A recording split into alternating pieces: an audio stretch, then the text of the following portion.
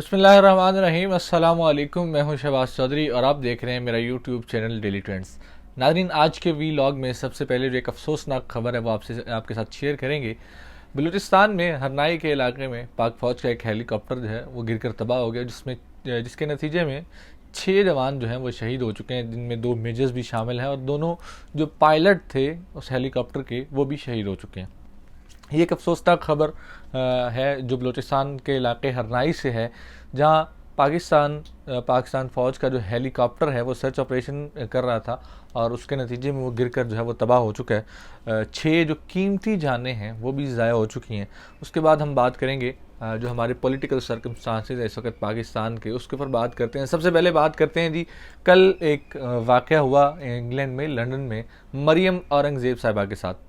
मरियम औरंगज़ेब साहिबा लंदन में मौजूद थी, तो वहाँ पे एक कॉफ़ी शॉप के ऊपर वो कॉफ़ी ख़रीद रही थी, तो वहाँ पे कुछ तहरीक इंसाफ के सपोर्टर्स जो थे वो भी मौजूद थे और तहरीक इंसाफ के सपोर्टर्स ने काफ़ी नारेबाजी की और मरियम औरंगज़ेब के ख़िलाफ़ भी नारेबाजी की और चोर चोर के इस तरह की बहुत सारी हरकतें देखने को मिली और काफ़ी देर तक उनका पीछा भी किया, जिसको सोशल मीडिया पे बहुत सारे लोग इसको तनकीद का निशाना भी बना रहे हैं कि ऐसा नहीं होना चाहिए था। जी बिल्कुल ऐसा नहीं होना चाहिए था। आप सियासी इख्तलाफ रखें, आप लोगों से इख्तलाफ रखें, लेकिन किसी को भी इस तरह की हुल्लड़बाजी या इस तरह के किसी को भी किसी रोड के ऊपर या कॉफ़ी शॉप के ऊपर या किसी भी जगह पे इस तरीके से करना जो है वो मुनासिब चीज़ें नहीं है। शायद एक औरत को जो है एक औरत के साथ करना तो बिल्कुल ही मुनासिब नहीं है। वो औरत थी पाकिस्तान की, चाहे वो जिस मर्ज़ी पार्टी से ताल्लुक़ रखती हूँ, उनका सियासी नज़रिया जो भी हो, लेकिन वो पाकिस्तान की एक बेटी हैं, औरत हैं, उनके साथ ऐसा बिल्कुल नहीं होना चाहिए था। लेकिन उसको लेके यहाँ पे पाकिस्तान में बहुत सारी चीज़ें ये सामने आ रही हैं कि कुछ जो वज़ीर हज़रात हैं उन्होंने बड़ी अजीब अजीब मंतक दी और बहुत सारी बातें की हैं। अता तारड़ साहब ने ये बात की जी, जो लोग इसमें इन्वॉल्व थे, जितने भी लोग इन्वॉल्व थे, उनका डाटा इकट्ठा करके पाकिस्तान का जो पासपोर्ट है उनका वो कैंसिल कर देना चाहिए और उनका जो पाकिस्तान का पासपोर्ट है वो मनसूख कर दें और जितने भी उनके पाकिस्तानी डॉक्यूमेंट्स हैं या पाकिस्तानी शहरियत से मुताल्लिक डॉक्यूमेंट्स हैं वो सब के सब मनसूख कर देने चाहिए। और अगर वो अपनी फैमिली या अपने ख़ानदान के पास पाकिस्तान में आके ट्रैवल करें, वो भी इंग्लैंड के पासपोर्ट से पाकिस्तान में आकर ट्रैवल करें या किसी और पासपोर्ट से पाकिस्तान में ट्रैवल करने आए, तो उनको फौरी तौर पर डीपोर्ट कर देना चाहिए। ये अता तारड़ साहब हमारे जो हैं वज़ीर आज़म साहब के मशीर भी हैं, ये उनकी स्टेटमेंट है जी। किस तरीके से हुकूमत जो है ना वो आप देख सकते हैं। आप एक इससे कबल एक वाक़या पेश आया एहसन इकबाल साहब के साथ। एहसन इकबाल साहब पाकिस्तान में ही एक जगह पे शायद मैकडॉनल्ड्स पे थे, तो वहाँ पे कुछ फैमिलीज़ ने उनसे ये एक नारेबाजी की कि आपने पाकिस्तान के साथ ये कर दिया वो कर दिया। हालात ये हैं कि ये वो पार्टी है जो शायद अपने हलकों में भी नहीं जा सकती, इस्लामाबाद से बाहर नहीं निकल सकते, अवाम में जा नहीं सकते, क्योंकि अवाम के अंदर रिएक्शन है, अवाम के अंदर गुस्सा है बहुत ज़्यादा, अवाम गुस्से से भरी हुई है। ये लोग जब भी बाहर जाते हैं कोई ना कोई ऐसा इशू होता है। 4 महीने से ये गवर्नमेंट में है, हर आते हफ्ते हर आते दिन में कोई ना कोई ऐसा इशू ज़रूर होता है कि जब भी ये लोग पब्लिक प्लेसेस पे या किसी गैदरिंग्स में जाते हैं तो उनके साथ लोग ऐसा क्यों करते हैं। फिर ये कहते हैं कि ये तरीके इंसाफ के लोग हैं। तो अगर आप पाकिस्तान में जाएं, आप इस्लामाबाद में मौजूद हैं, आप मोटर पे भी ट्रैवल कर रहे हैं, आप जीटी रोड पे ट्रैवल कर रहे हैं, आपको हर जगह पे ऐसे लोग मिल रहे हैं, तो इसका मतलब क्या है कि पाकिस्तान में सिर्फ़ और सिर्फ तरीके इंसाफ के लोग हैं। हमारे जो ताकतवर हल्के हैं उनको भी ये सोचना पड़ेगा कि आखिर किन लोगों को वो लेके आए जिनकी ना आवाम में मकबूलियत है, ना आवाम उनको बर्दाश्त कर रही है, ना आवाम के अंदर एक बजाय बर्दाश्त करने के या कुछ स्पेस देने के, आवाम के अंदर एक रिएक्शन और गुस्सा बढ़ता जा रहा है और गुस्सा जो है वो दिन ब दिन मज़ीद बढ़ता जा रहा है और वो हमें डिफरेंट जगह पे इस तरीके के जो मनाजिर हैं देखने को मिलते हैं। ये शायद उसी रिएक्शन का हिस्सा है। एक और बड़ी अहम खबर है हुकूमत के जाने से मुतालिक। परवेज़ खटक साहब ने कल बात की कि जी 3 से 4 दिन के अंदर अंदर आपको हुकूमत जाती हुई नज़र आएगी और बहुत सारी चीज़ें नज़र आएंगी। परवेज़ खटक साहब वो इंसान है जिनके पास अंदर की जो मालूमात होती हैं वो बहुत होती हैं। जब भी ताकतवर हलकों से मुज़ाकरात की बात हो, ताकतवर हलकों से बातचीत की बात हो, कोई पैगाम पहुंचाना हो, कोई पैगाम रिसीव करना हो या कोई जो है ब्रिज का किरदार अदा करना हो ताकतवर हलकों और सियासी क़यादत के दरमियान, तो परवेज़ खटक साहब उसमें बड़े अहम रोल अदा करते हैं और परवेज़ खटक साहब बड़ा एक अहम रोल इस मामले में रखते हैं। और उनका इस ऐसे मौके के ऊपर आके ये कहना है कि 3 दिन के अंदर अंदर हुकूमत जाने का खदशा है और हुकूमत जो है आपको जाती हुई नज़र आएगी इन ऑडियो लीक्स के बाद। तो शायद ये एक बड़े इम्पोर्टेंट टाइम के ऊपर एक इम्पोर्टेंट बंदे की जो इस तरह की बात है उसको आप ज़्यादा देर तक जो है वो निगलेक्ट नहीं कर सकते। एक बड़ी अहम बात है, आखिर उनके पास कोई ना कोई तो इन्फॉर्मेशन होगी, कोई ना कोई खिचड़ी तो पक रही है। ये ऑडियो का लीक्स हो जाना और उसको हुकूमत का तस्लीम करना, फिर हुकूमत का ये कहना जी इन ऑडियो में ऐसी कोई बड़ी बात नहीं है, ना कोई सिक्योरिटी ब्रीच हुआ है, ये एक छोटा सा मसला है जी, वो हो सकता है वज़ीर आज़म हाउस से बाहर की भी चीज़ें हों, लाजमी नहीं है कि ये वज़ीर आज़म हाउस की ऑडियोज़ हैं।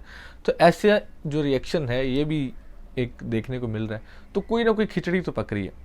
सबसे अहम और इम्पोर्टेंट ख़बर ये है कि जी इसहाक डार साहब जो हैं वो शहबाज शरीफ साहब के तैयारे पे बैठ के वज़ीर आज़म साहब के साथ पाकिस्तान में आ रहे हैं और आते साथ वो वज़ीर ख़जाना का हलफ उठाएंगे। अब ये इसहाक डार साहब वही हैं जिनके बारे में पिछले कुछ 3-4 दिन से बड़ी अहम खबरें चल रही हैं और इमरान रियाज़ ख़ान साहब ने भी इंकशाफ किए कि जी मुझे हमें और बहुत सारे सहाफ़ियों को ये बात की गई थी कि जी पाकिस्तान की इकॉनमी को जो तबाही का ज़िम्मेदार है वो इसहाक डार है, ये शख्स है, और आज उसको वापस लेके वज़ीर ख़जाना बनाया जा रहा है।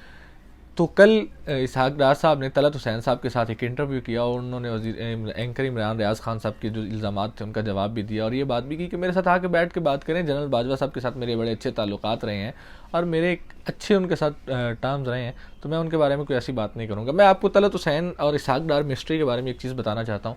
आज से एक साल 2-3 महीने कबल 6 मई 2021 को एक जावेद चौधरी साहब ने एक कॉलम लिखा और उसमें भी एक बड़े अहम इंकशाफात किए गए थे। उसमें सबसे पहले तो ये बात की गई थी, तब भी जावेद चौधरी साहब ने एक कॉलम लिखा था इसहाक डार के ऊपर और जनरल बाजवा की ये जो इमरान रियाज़ खान साहब ने इंकशाफ किए हैं इसी से रिलेटेड वो चीज़ थी। जावेद चौधरी साहब ने ये बात की थी कि जी वेस्पा जो है इटली की कंपनी है वो पाकिस्तान में 2 प्लांट लगाना चाह रही थी और इसहाक डार साहब ने उनसे कमीशन मांगा था और फिर उनके सफ़ीर ने जाके जनरल बाजवा से शिकायत की थी कि इसहाक डार साहब मुझसे कमीशन मांग रहे हैं और इसके ऊपर तलत हुसैन साहब ने इसहाक डार साहब का इंटरव्यू किया और बड़ी बड़ी बातें की और ये वो सारा कुछ। हमेशा भी जब ऐसे इल्ज़ामात लगते हैं इसहाक डार साहब को तलत हुसैन ही याद आते हैं और तलत हुसैन ही जाकर इसहाक डार साहब का इंटरव्यू करते हैं, कोई और नहीं करता।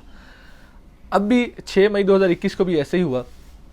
इसहाक डार साहब जो है जावेद चौधरी साहब इसहाक डार साहब ने तलत हुसैन साहब के साथ इंटरव्यू किया, उसके जवाब में जावेद चौधरी साहब ने एक कॉलम लिखा और बड़ी अहम बातें की। उन्होंने कहा जी सबसे पहले तो मैं ये बात करना चाहूँगा कि जनरल बाजवा ने नेशनल सिक्योरिटी मीटिंग के अंदर ये बातें की थी और ये सबसे अहम बात ये थी कि जब क्या इस चीज़ की तरदीद करेंगे इसहाक डार साहब कि फवाद हसन फवाद ने भी ये बात की थी कि पाकिस्तान चीन से बहुत ज़्यादा सूद के ऊपर कर्ज़े ले रहा है जो 2019 और 20 में पाकिस्तान को वापस करना इंतहाई मुश्किल होगा और पाकिस्तान की इकॉनमी को सबसे ज़्यादा डैमेज 2019 और 20 के जो कर्ज़ा की वापसी है वो करेगी।